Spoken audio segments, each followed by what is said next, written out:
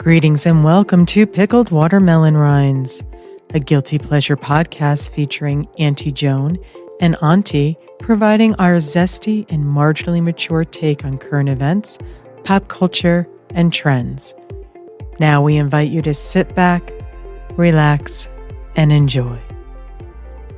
Hello, Antie Joan.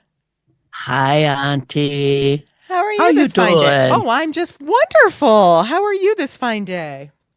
I'm wonderful also, That's great to hear. Great to hear. We're both except I do wonderful. have a bit of a tickle in my throat. Well, you have your water with you. You'll be able I to do. be all right there, I think. So what's been going on with you, Auntie Joan? Well, last weekend, Mm-hmm. I went with one of my Sandy friends Mm-hmm. to an event called Empty Bowls in Longmont. Oh, what's that? Empty Bowls. It is a fundraiser for the Our Center, which is a nonprofit that helps people with food, rental help, clothing, just, anything that people might find they have a need for. They're there to help them. And the Empty Bowls event in January and February, people go to this place called Crackpots in Longmont. I like that name. It's one of those paint it yourself ceramic places, Mm-hmm. and you pay, I think, $18, Mm-hmm. and you paint a bowl, Mm-hmm. and then Crackpots fires it and saves them all. And then in March, when they have the empty bowls, then these bowls are giveaways Oh, when people come to get soup. So okay. you get 2 helpings of a soup, and those are all donated by local restaurants and what have you. Mm-hmm. And you get a bowl. And then they have, well, let me tell you about the bowls that they have. They have them all lined up on this table. And after you come in and give them your ticket, Mm-hmm. you get to pick a bowl. So I saw one and I thought, ooh, I really like that one, the way it was painted and what have you. And I picked it up and I was going to go on. And then all of a sudden, lo and behold, here's this bowl painted like a watermelon slice. Well, Well, now. I had to get it. So I put down the one and picked up the other, and it's been with me ever since. And you can see it on our Instagram and Facebook page. Fantastic. Yes, It's it's a like, very yes, pretty bowl. Very, it very pretty is. bowl. It is. Yes. Sandy and I had our soup. I had the butternut squash, which was really thick. And I thought, I don't know if I like this too. I mean, I remember the butternut squash soup from Leaf in Boulder. Mm-hmm. And that's what got me onto butternut squash soup. Anyway, this was really thick. And I thought, well, I don't know. Now I wish I would have gotten some to go because, I mean, it was good. It was right tasty. So on the way out, we went past the silent auction tables. Mm-hmm. And there, people had donated things like my friend Sandy had donated a baby gift basket. She knits blankets, baby blankets, and then puts in other little things, like little rattles and whatever. And then they pair in with what these people have donated. They pair in some other bowls that were done. Mm-hmm. So hers actually went for $170. Woo! Yeah, I thought Nice. that was pretty good. That's very good. Yeah. And so I'm walking down, and all of a sudden, lo and behold, here's a set of 4 watermelon bowls. Oh.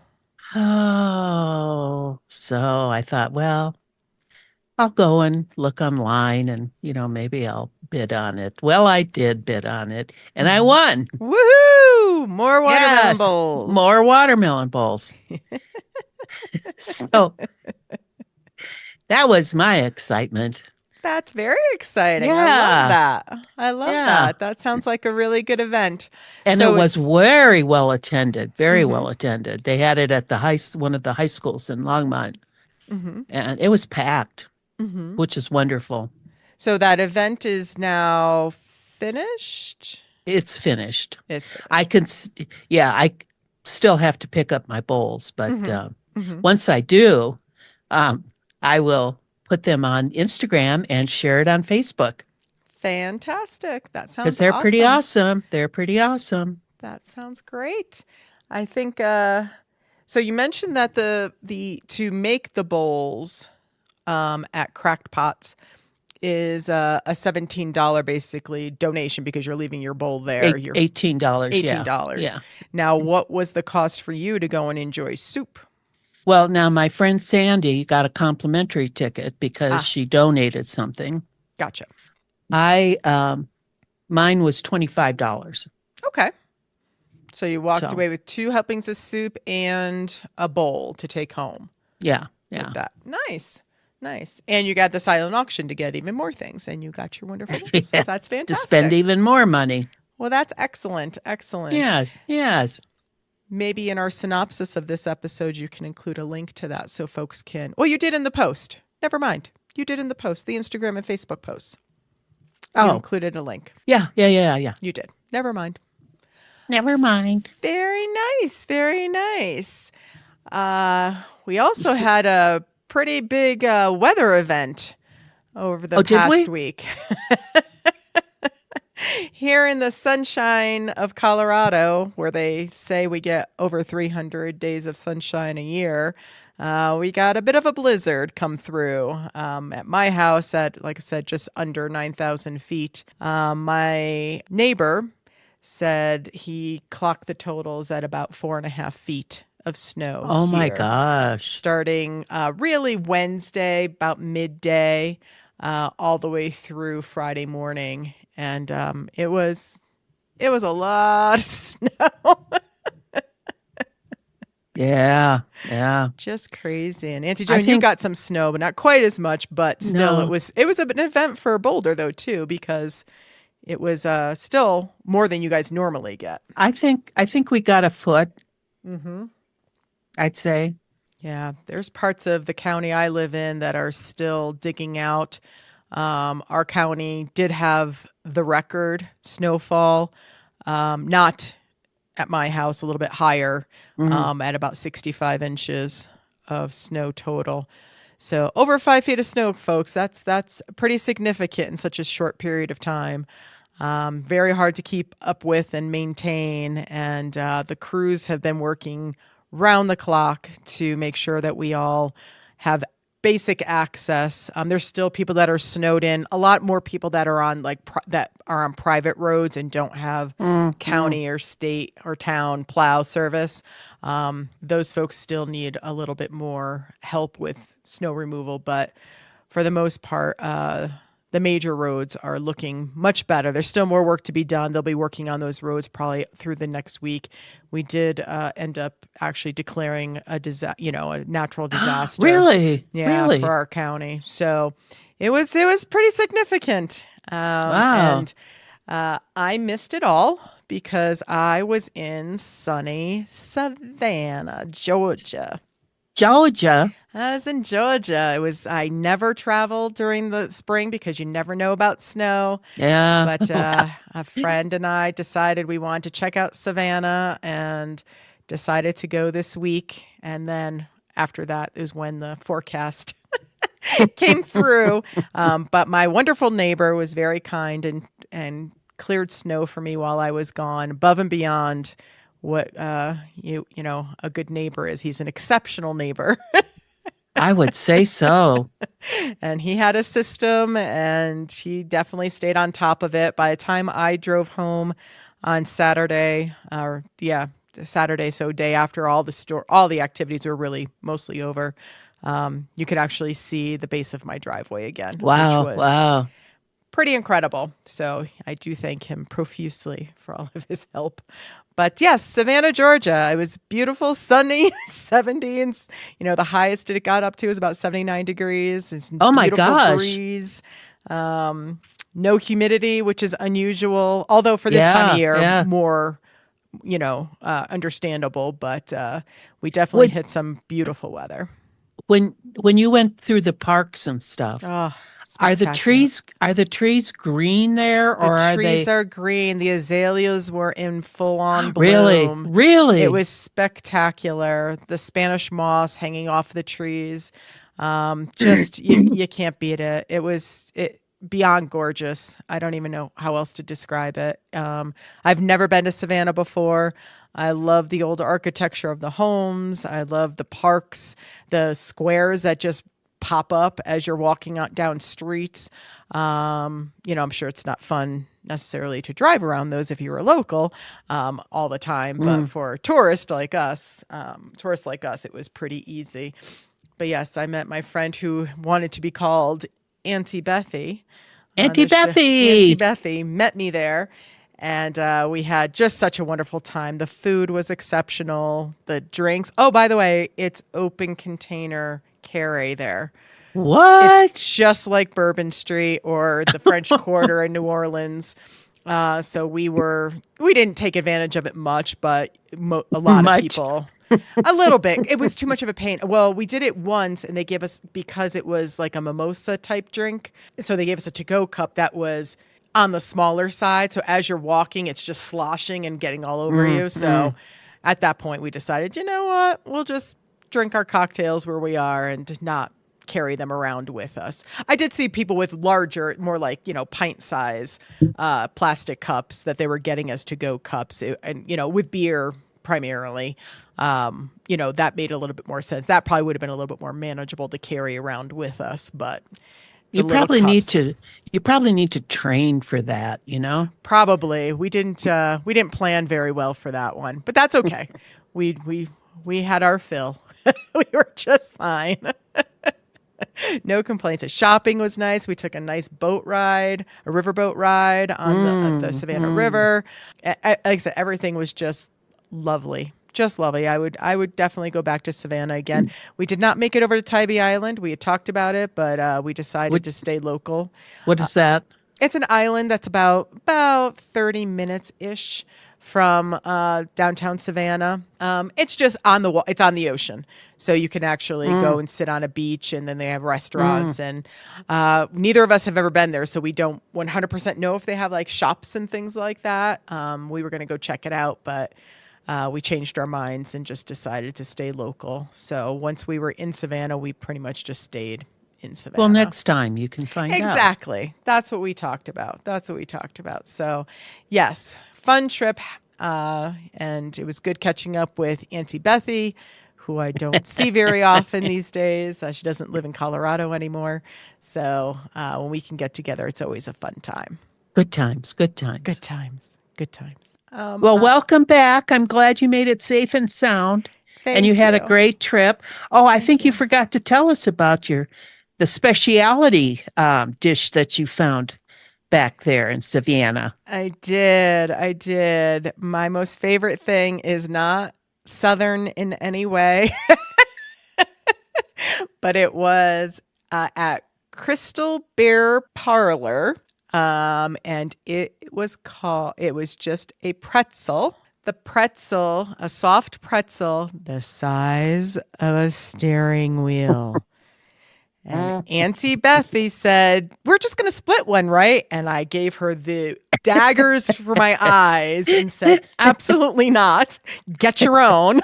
I'm eating a pretzel the size of a steering wheel." I think you should post a picture of it so we can see. I do have a picture of it. It did look good. It looked tasty. It did come with beer cheese that she really liked, but I could not partake. So I ate mine mostly plain with a little bit of mustard from time to time. And I tried both French's and Gulden's mustard because the place had both. Oh. And I like them equally, although I think the spicier mustard was a little bit better for this particular pretzel. Although I do, I love my French's mustard. Oh, yes, indeed. The spicy just kind of gave it a little extra. And it was delicious. We went back 2 nights to get that pretzel because it was so good. We did Oh, end up did you? splitting it one night, but we also ate our own at one point as well. So, yes, so good. The beers were good too, but that pretzel, can't say enough. Probably one of the best soft pretzels I've ever had. And I've had them in Germany and in New York, and although all very good, don't get me wrong, this one just was a little bit softer and just it had a really nice texture to it, but still had a nice outside to it. So it was. It didn't look puffy either. I mean, it looked like, yeah, and that's what I thought looked tasty, is it wasn't overly, puffy and Right. yeah. And it didn't have as much dough, although it was the size of a steering wheel. Didn't have that much as thick a dough as you would normally see in a pretzel, a soft baked pretzel. But this was quite delicious. I highly, highly recommend that. Is Crystal's Beer Parlor in Savannah, Georgia. Highly recommend. That's not where you got the bear claws, is it? No. So River Street Sweets is I see. wonderful handmade chocolates Delicious. that I first was introduced to when I went to Charleston with my friend Crystal many moons ago, about 20 years ago. And I guess I'm sure she told me at the time, but it's been 20 years, folks. I can't be expected to remember all that kind of stuff. But I did not realize that they originated. The original River Street Sweets was actually on River Street in Savannah, until I got to Savannah or on my way to Savannah. And it was as I was doing research before the trip, and I came across River Street Sweets. I'm like, wait a minute, what? I remember that, and we brought back some nice gifts from the River Street Sweets. You certainly did. Bear claws. They're really known for their pralines.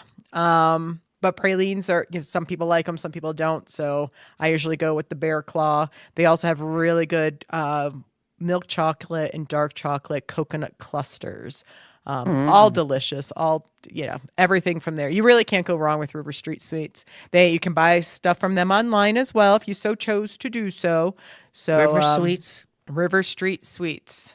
You definitely, yes, good for gifts. Certainly good for yourself too, just to treat yourself. But if you want to give a nice gift that you're pretty confident somebody's going to like, the chocolate is really quite delicious. Highly recommend. It is. I usually shy away from sophisticated upper class chocolates. I like the cheap stuff, but this chocolate was delicious. Yes, it's very well known. So it's good stuff. Good stuff. And it's pretty because their original location is right on River Street, which is right at the river. I mean, the river's brown, but oh well. Maybe that's where they get the chocolate from. Like Willy Wonka, full circle. Here we go. Oh, they don't dye it for St. Patty's Day, huh? Not that river. I think I don't think putting green dye in would work well with the brown tint that it normally is. So, but they do put green dye in all of their fountains, which are all over the city, to commemorate St. Patrick's Day. St. Patrick's Day is huge in Savannah. The parade, we left before the real festivities kicked in. You could definitely feel the influx of tourists roaming around starting about Thursday night. Or Thursday afternoon, actually, when we went out for brunch Thursday afternoon, there was definitely more people in Forsyth Park, definitely more people over at the Collins Quarter, which was our favorite brunch restaurant that we went to 3 times while we were there. It was definitely people come in. The parade is the biggest event, and that is on Saturday. I believe it's roughly 3 hours long. It's a crazy amount of time. But that's in contrast to Boulder, Colorado, who has the world's shortest St. Patty's Day parade. Indeed. Although I bet you, well, I mean, it's not St. Patrick's Day specific. We want to talk shortest parades of all time. Then we'll talk about Frozen Dead Guy days that used to happen in Netherland, Colorado. Yeah. And they literally would sometimes go around 2, if not 3 times, just to make the parade last longer. But it was the same people passing by. It was very cute. We loved the parade when I lived over there, but sadly that has moved on to Estes Park now. That's a sin. Blasphemy. That they did that. Complete blasphemy. Yes. Everyone was up in arms about that. But a little revenge, because Grandpa was famous for his revenge. I don't think he likes living over in the Estes Park for all of his days in his cryogenically frozen state, because Frozen Dead Guy Days was this past weekend this weekend, and they got dumped on in snow. So he made it as hard as possible for them to carry on with their festivities. So the folks in Netherlands, and me being former Netherlands person, we take great pride in the fact that he is true to form, and he always made it snow before the events, just a little bit, but never typically crazy storms when it was in Netherlands. But he took his revenge on Estes Park, which we all revel in. So, well, he kind of took it out on Netherlands too, didn't he? I think he's mad. Well, he should, because they never should have given up the rights to his. I mean, the whole thing was terrible. We all. Yeah. Current, and I mean, there were some locals who were happy to see him go, clearly. The festivities were huge, and we had the town was overrun with tourists and drunk people. It was a very big drinking event, and a lot of people were happy to see it go. I went every year that I lived there. I may have missed 1 or 2 when I was living there, but for the most part, I went every year because I just found it quirky and fun and silly, and I liked it. But I'm not hoofing it over to Estes Park for that. So that's not happening. Yeah, I saw they had an ad on the TV about that. Mm-hmm. Yes, the Estes Park definitely has more money to spend on the event, but we liked our down home kind of event that we used to put on. But oh well, such is life. Ain't right. It ain't right.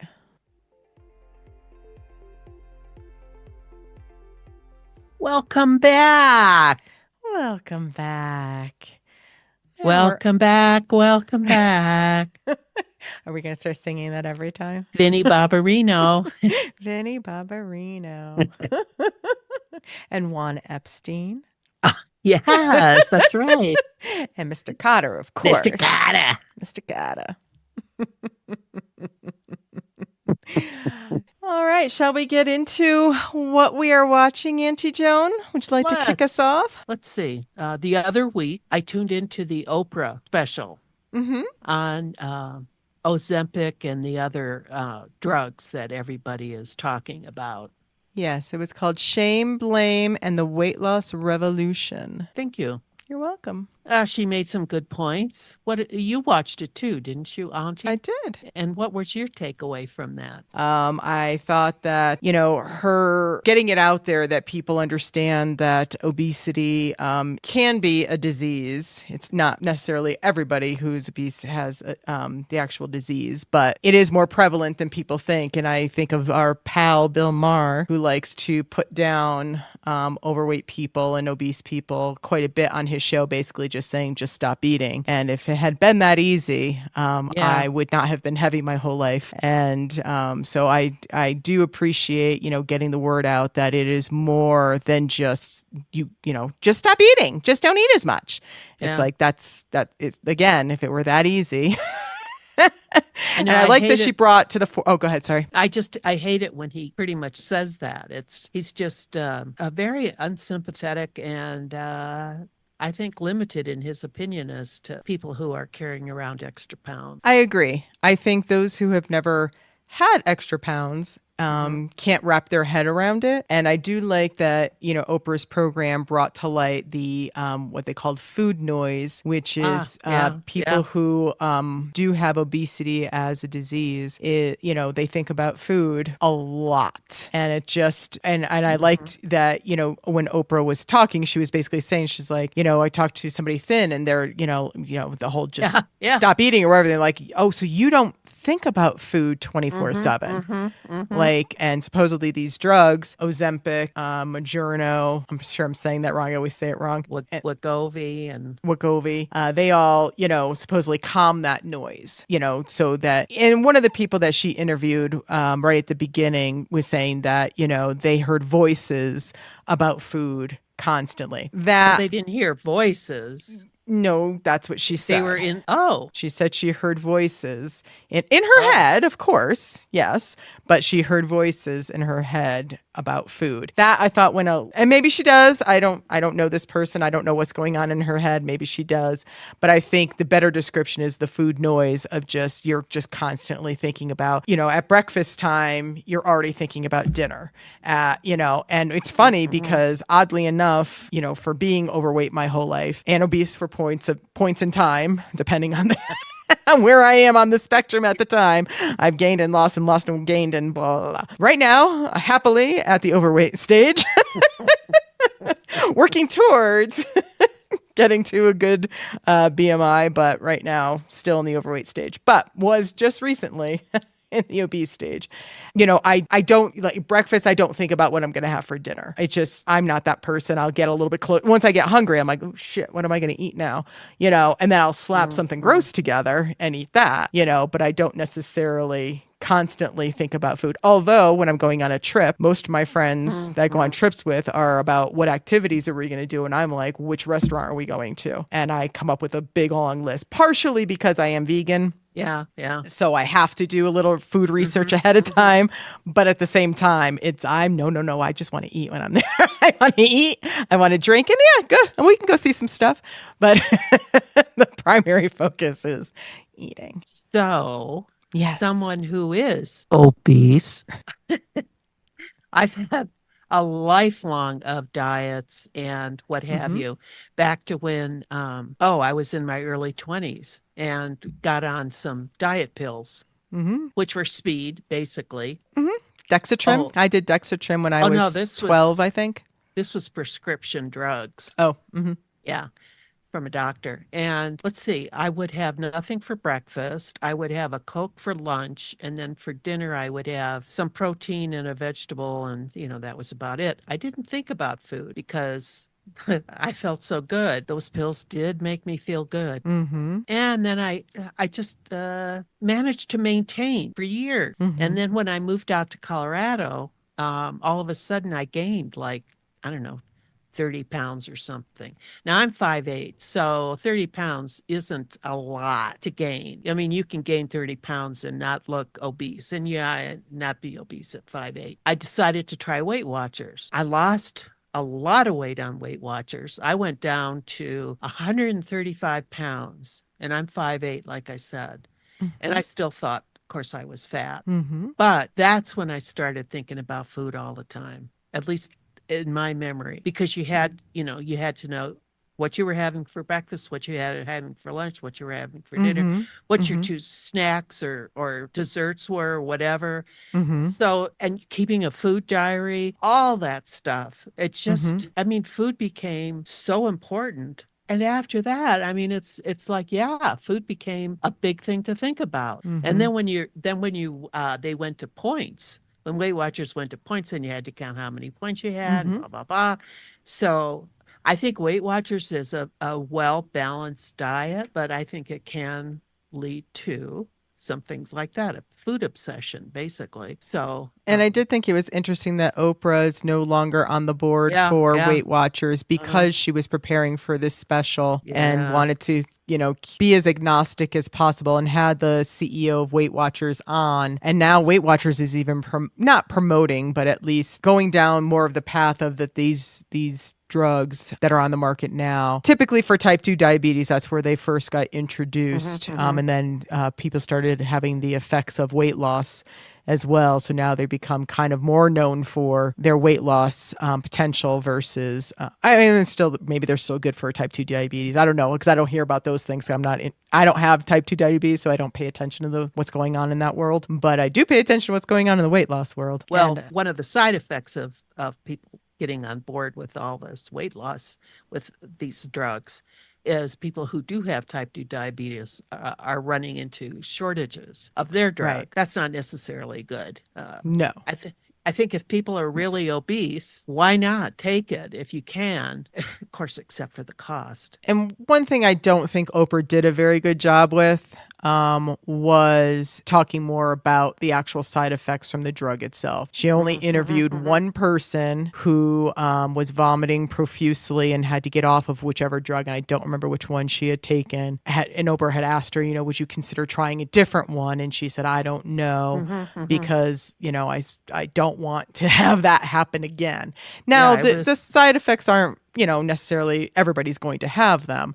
And the doctor she had on really, in my opinion, downplayed, well, it's only about 18%. And I personally don't think the drugs have been on the market long enough to make those kinds of claims. And I certainly don't think there's been enough long-term studies on it. But I do have a friend who takes one of those drugs. It's actually glutide of Ozempic. So it's a generic version. I asked her, she's heard all the same things about, that they don't have good long-term studies yet because they're relatively new. But her response was basically, I'd rather see what happens and not be obese anymore and reduce my risk of heart attack and stroke by getting the weight off. And, basically she's rolling the dice. And, now to be fair, there is heart issue history in her family. So I'm sure that is of, top of her mind, of something that she wants to avoid. So, I could see, I understand. I totally understand it. I think it's, which is the worst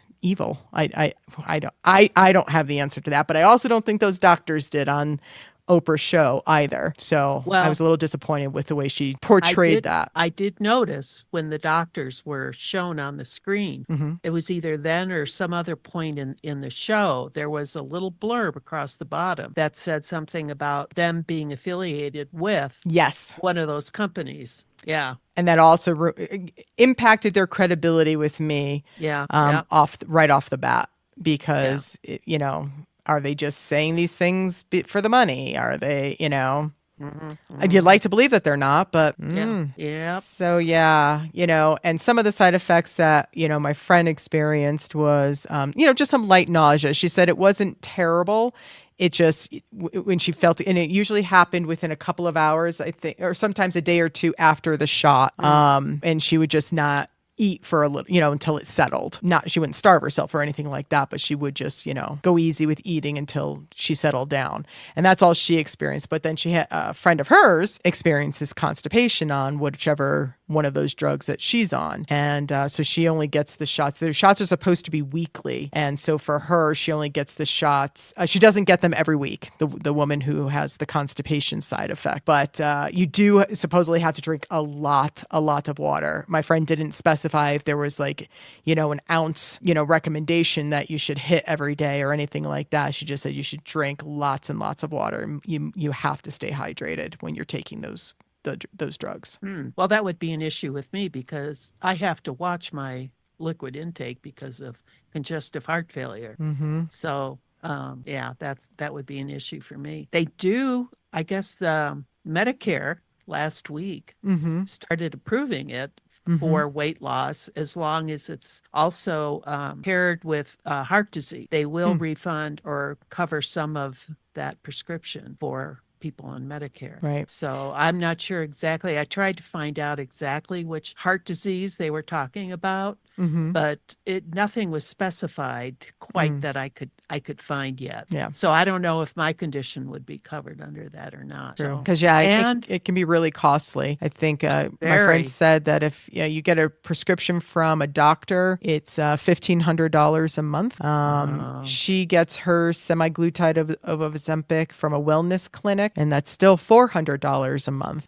Now, if you do have type 2 diabetes, then the semaglutide from a doctor would only be $25 a month. It's a copay only with your insurance. Now, is that every insurance? I don't know. It happens to be another friend of hers who is on one of these drugs for her type 2 diabetes. And like I said, I guess they have the same insurance, but my friend pays $400 a month at the wellness center, and her friend pays $25 a month with a prescription from her doctor because of the type 2 diabetes diagnosis. So, And how have they done as far as weight loss goes? so my friend, I don't know about the other two that she had mentioned to me, her other two friends, but she's lost 40 pounds since July. Her goal is 60 pounds, so she's 2/3 done. Wow. Yeah. She did also say that for this first 6 months, she did no exercising, but she's been eating very healthy. But since January, she has started walking for exercise. She probably feels better, and it's, Yes. more comfortable for her to walk. Right. Yeah. Right. So, yeah. Well, I have a friend that took it also, but she's a little bitty thing to begin with. And I think, So for type 2 diabetes, she took it. no, she took it because she wanted to lose weight. And she lost, I don't know, 10, 15 pounds, but, it was probably, I don't know, what is it, 10, less, I'd say 15 pounds maybe she lost. But that was over months and months. Yeah, it just seems like awful expensive to lose that little bit of weight. And I would think that if that's all you've got to lose, you could do that on your own. I mean, you can't consider yourself obese if you're only 10 pounds overweight. No. No. And that reminds me, The View. I watched The View the next day after the Oprah show was on, the Oprah special. And Whoopi said that she had been up to almost 300 pounds. And she went on one of those and dropped some weight. And then Sunny Hostins, who's the attorney that's on there as one of the 5 regular co-hosts, she said during the pandemic, she gained 40 pounds. And she got the drug and she dropped that. And I think she dropped more because she's very, very slim now. I just don't agree with somebody, you do what you got to do. I can't criticize or judge anybody, but she gained 40 pounds during the pandemic. She's a healthy person. She could have lost it without that.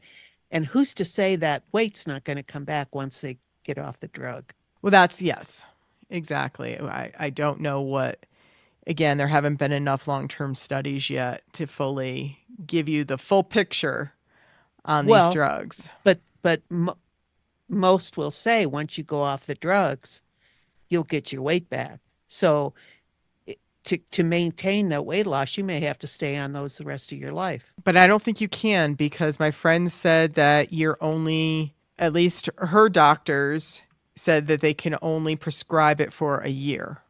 Well, we'll see what happens after a year, if she gains it back or not. That's the thing. I mean, how many of us have been on diets and lost weight and felt great? And then, well, that's right. And that's what I mean. I agree with you. I think, these drugs, if it's food noise, that is your situation. And, these drugs calm the food noise and you go off the drugs. You've done, other than being on the drugs themselves, there's been nothing else psychological that has changed, to calm that in your mind. So, I do think Noom, which is a weight loss program, is onto something with that. The downside is they make it very, very onerous. I did Noom for a little while. I did like the idea because I like the fact that they were trying to tackle the psychological aspects of food, which I do think is a lot of people's root cause of being overweight or obese, honestly. That either you're self-sabotaging yourself or you have an unhealthy relationship with food or whatever. But I do think psychologically, it plays a huge role in, how you're eating. And Yep, I agree. Noom does, they really try to get into the psychological. The downside is it's a lots of, it's daily. You've got to daily go read your, Noom articles. And then, you take these little quizzes, and it's not sustainable. And so I do think Noom is onto something. They're less expensive, and gosh, don't quote me, but I think it's like $400 for the year, maybe less, maybe 300 for the year. I don't remember. And it's all through an app, so convenience wise, it's not terrible. It's just the daily. I've got to sit down and listen to this, or, listen to what you're driving, whatever you so choose to do. But then, like I said, there's quizzes that you're supposed to take. Then you're supposed to log your food. Then you're supposed to, log your exercise. And like you said, it's just, if you're trying to combat the psychological aspects of food noise, having to do all of that on a daily basis is just a reminder of, you're still, I don't think it's completely solving the problem. I've been on so many diets over the years. Like, I do have to say, Noom was the first one that I really felt like is getting closer to what could really help people besides drugs. But I just still think, like you said, the constant having to be on that app is not helping the noise. Yeah, and that's, I guess, where those injectable drugs come in, because for some reason it stops that noise. Right. And that is very freeing. Sure. Since I've been on Jardiance, I don't know if that's supposed to help or not, or if it's at all close or similar to those drugs. But I rarely think about food. And the only time I do is late at night, watching my final shows of the evening. And that's when I want to treat myself, have the stuff that I should at least have. But for the rest of the time during the daytime, I don't think about it at all. So yeah. Anywho. Yeah, my friend basically said, she likes the results. She doesn't like the expense. Those are, the most positive and negative things that she would say about the drug that she's on. So, we'll see. I hope it works for her. I hope it works for everyone in my world. First of all, injectables, not a chance I would get onto something that was regular like that. I look away when they draw my blood. There is no way I could do an injectable. I do too, but I would do it. No, that's got pain involved. No, thank you. That's a nope. I don't think it hurts that much. Yeah, well, nope. I don't need to find out. Well, it's a needle. okay. It's a needle going into you. I gotta believe it's not painless. Well, when I had my appendectomy, they gave me a shot to prevent clotting and into the stomach area. I hardly felt it. Oh my at God, all. that hurt so much. I know exactly what you're talking about. I had that. Oh. To the point where I You don't said, have it.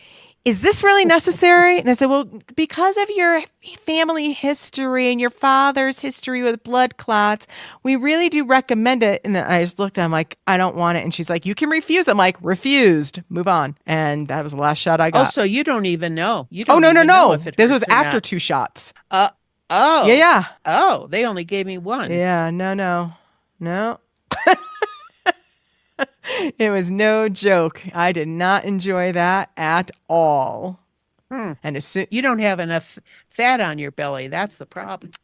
well, at that point, that was after the tumor baby. So you're right. At that point, I didn't, because the 30 Well, pounds try it went now. away. No, You're a little older and no. might have a little Heck more no. cushion there. Nope. No interest.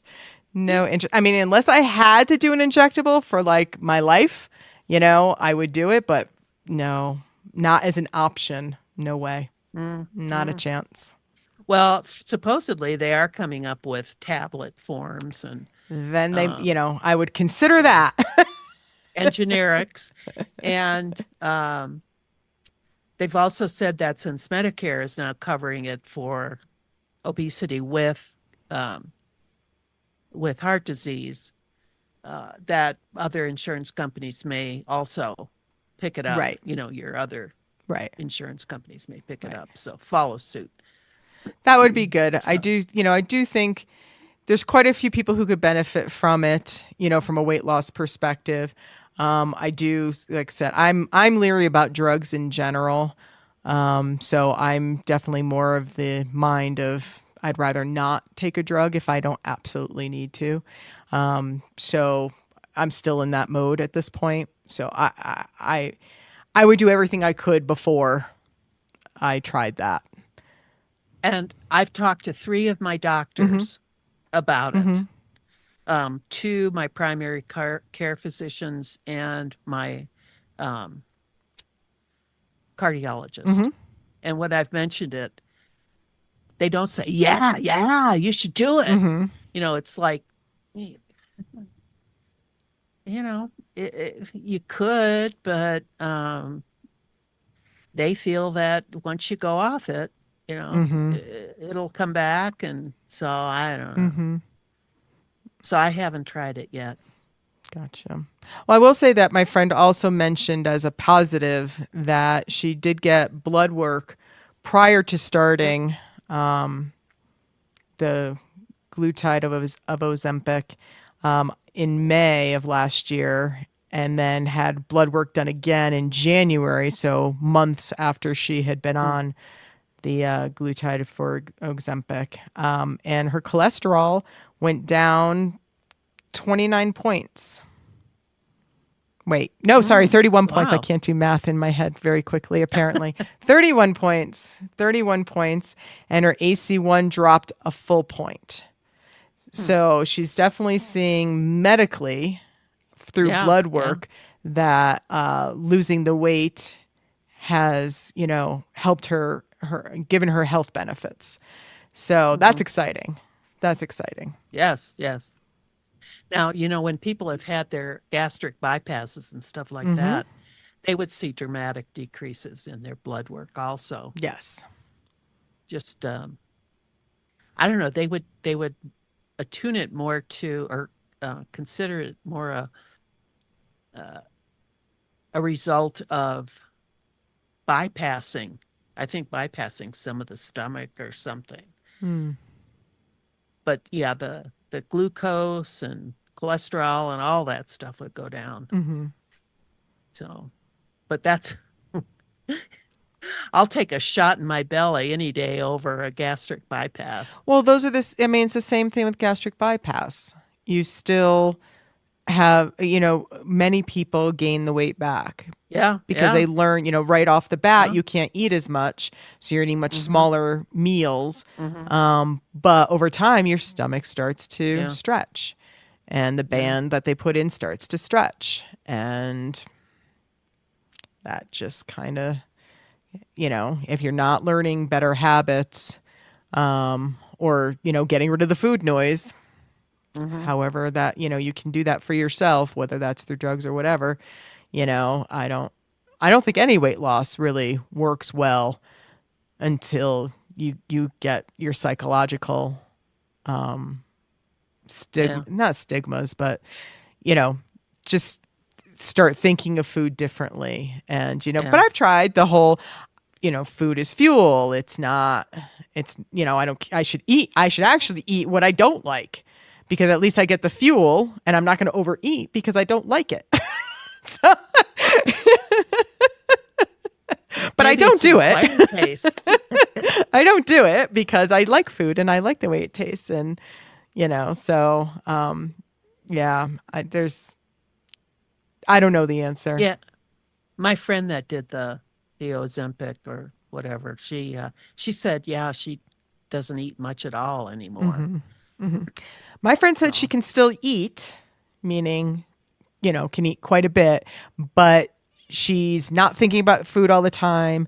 hmm. And Hmm. because of the drug, she feels like she can control it better. So, yes, she could still eat quite a bit, but she's under better control now and stops herself from overeating because, Hmm. and she, equates that to taking the drug. How about you, Auntie? Have you seen anything lately? Yes. On the plane, I decided to download for my viewing pleasure, Dream Scenario with Nicolas Cage. Mm. Well, yeah. Yeah. Not great. Not great. It didn't get good reviews, but I do love me some Nicolas Cage, so I was just hoping that, maybe I would actually enjoy it just seeing him on the screen. But no, the story wasn't good. No, it sounded like it would have been I good. know it kind of fell flat. Other And I actors, do like Nicolas Cage. I do mm-hmm, like him. Yeah. mm-hmm.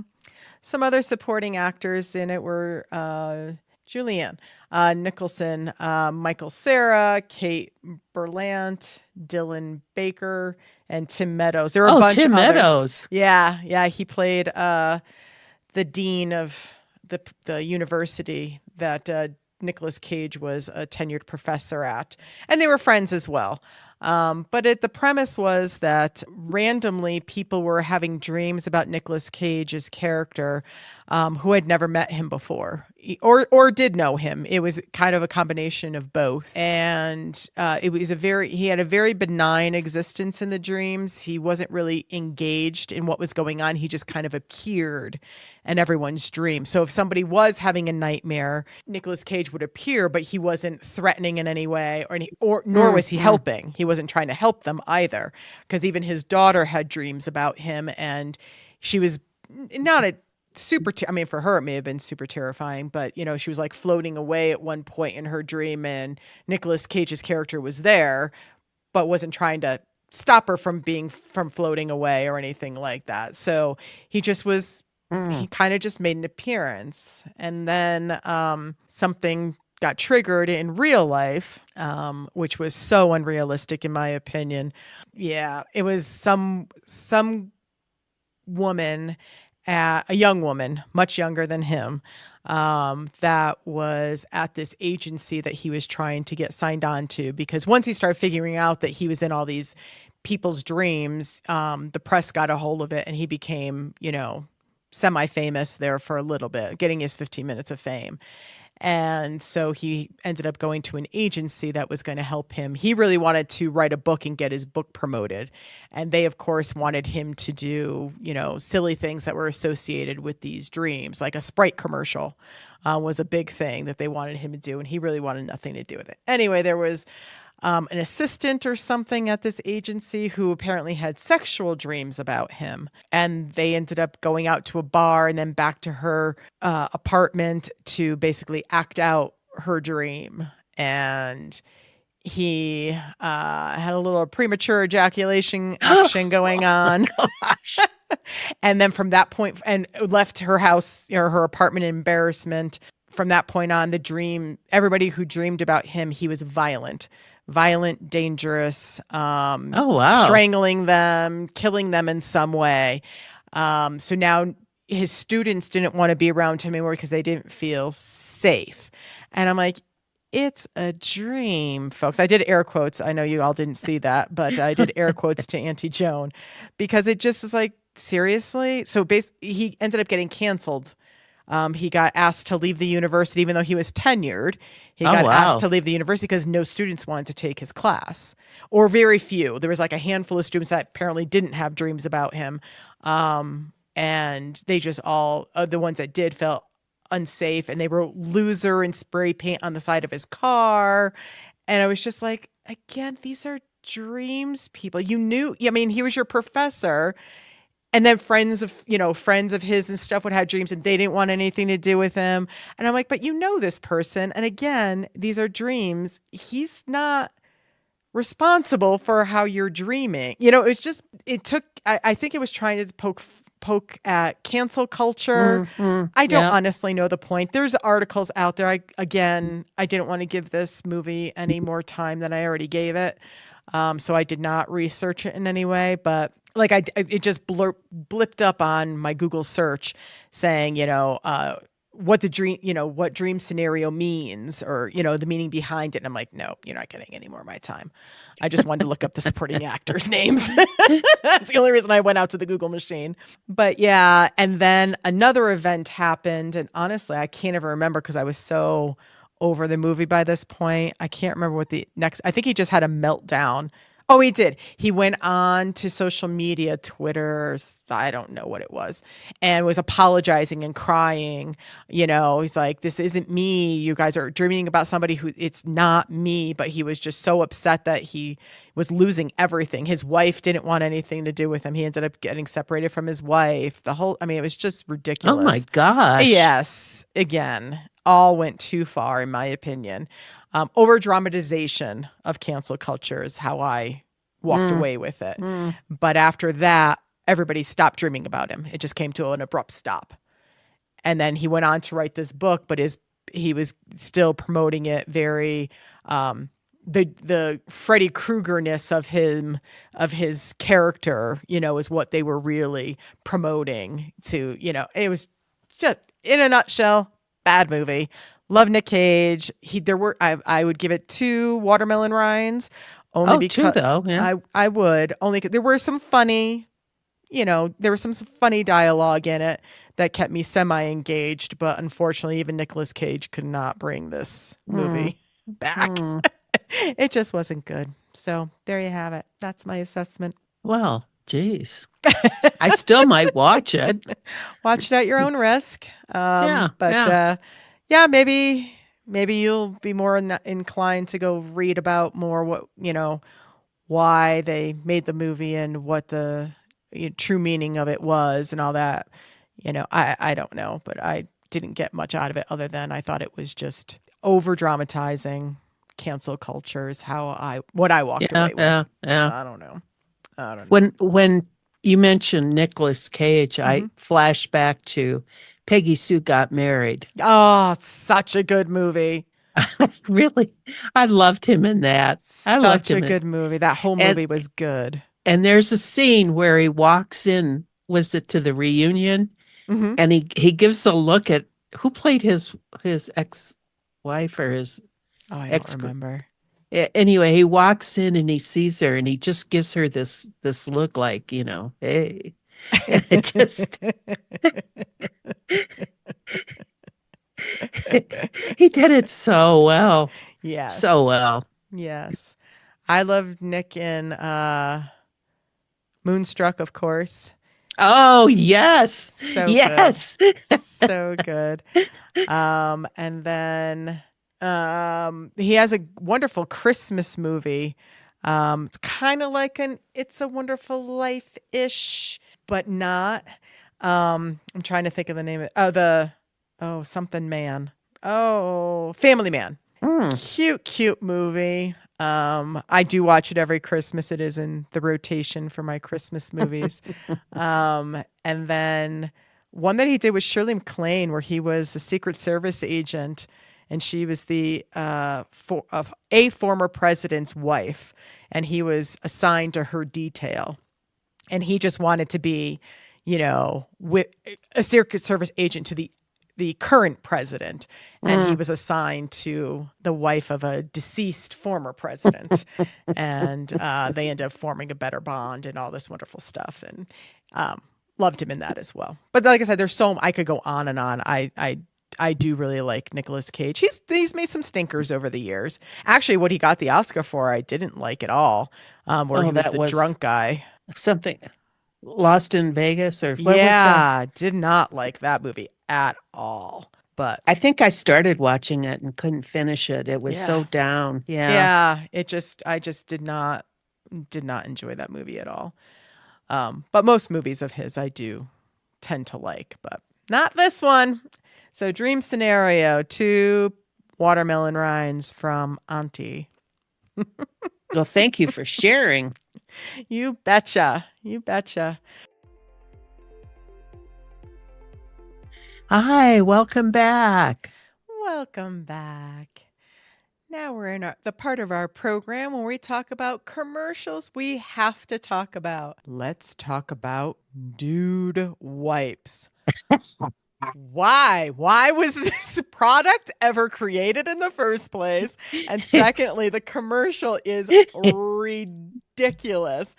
It's drop your drawers and show your clean undies for men. These are... why do they limit it to men? I'm thinking I could use some of those. I don't know. and it's supposed to be a toilet paper replacement. Like, What? But they also call them flushable. And listener, I you don't should never know. flush anything down your toilet. No. Whether you're Not on unless septic or what? whether you're on septic or city sewers, especially when you're on septic, but definitely if you're, but either one, you really should never, ever, ever flush those things down the toilet. I can't even believe they're still allowed to market anything like that as flushable. It shocks me every time. I'm like, it's so bad for your plumbing systems. But maybe what they're saying is you can get it to flush down the toilet, but that doesn't mean it's gone. Making its way where it needs to go. Yeah. So yes, do not flush anything, listener. But put that aside. Oh my God. The scene where they show the paint on that guy's butt cheeks. That's just a statue. Don't worry about it. Oh. And I'm thinking, boy, I know some people that could probably benefit from something like that. Unbelievable. And it's in black packaging. So I guess that's masculine, ? I don't know. I don't know. I just was randomly had TV on in the background, wasn't really paying attention while I was in Savannah. And I happened to look over. I'm like, what am I watching? Auntie Bethy. And we both just started cracking up. And I texted Antie Joan immediately and said, yeah, we're going to need to talk about this one. Were you able to back it up and watch it again right away? Or did you have to wait? I did not bother because I was, yes, I had already gotten the gist. I had already got, because I just saw Ben dropping the trowel and I'm like, what is happening right now? And then I focused in and I was like, oh my God, that's insane. And then you got the YouTube link so you could watch it anytime you wanted. Exactly. Huh? There's more out there. That's just the one that I saw while I was in Savannah. Oh my gosh. Yes. There are more dude wipe commercials for sure. But I wanted to make sure I sent you the link to the one I actually saw while I was watching TV in Savannah. Yes. Well, forget Dream Scenario. I'm going to watch Dude Wipes. I tell you what.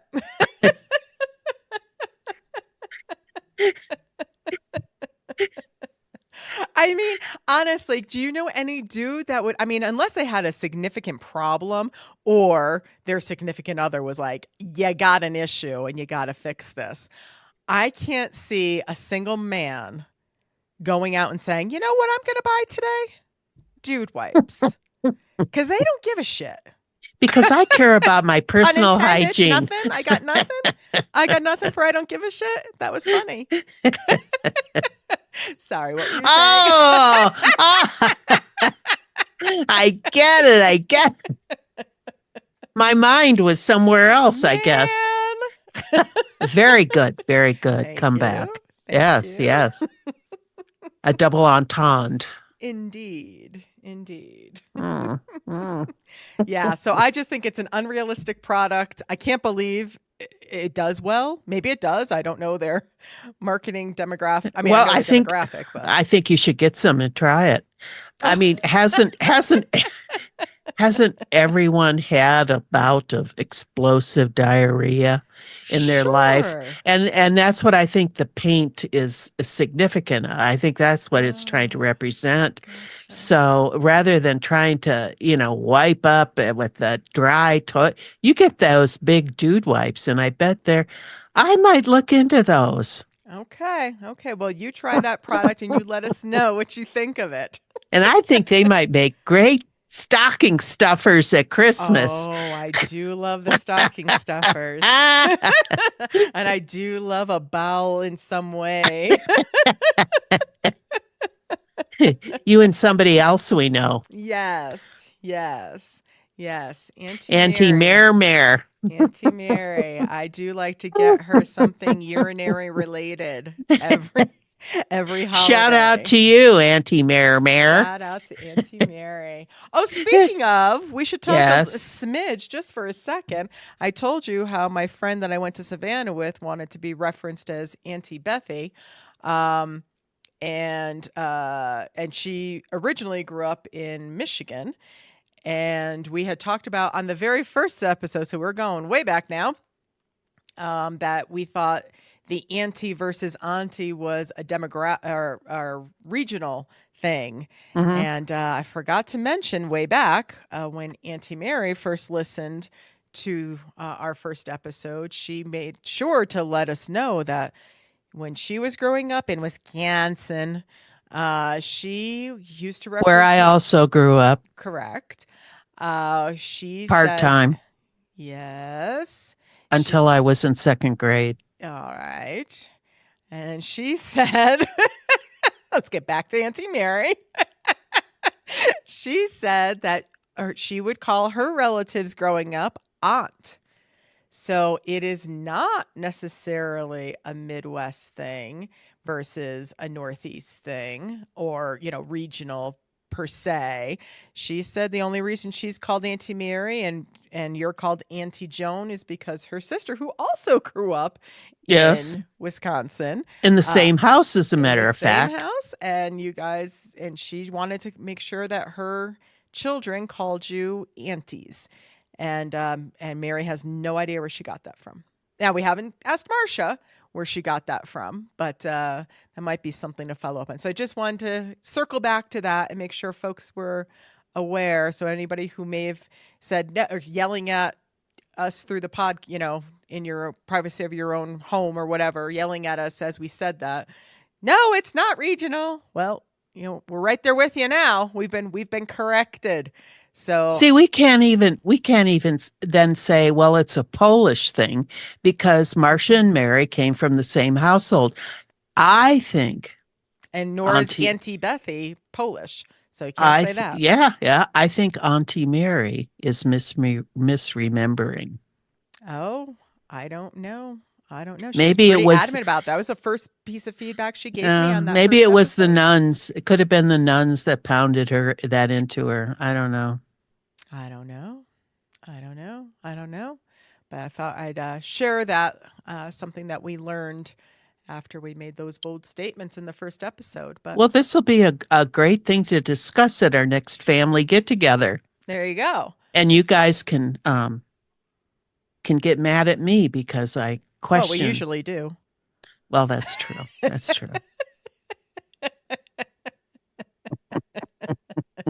No, we don't.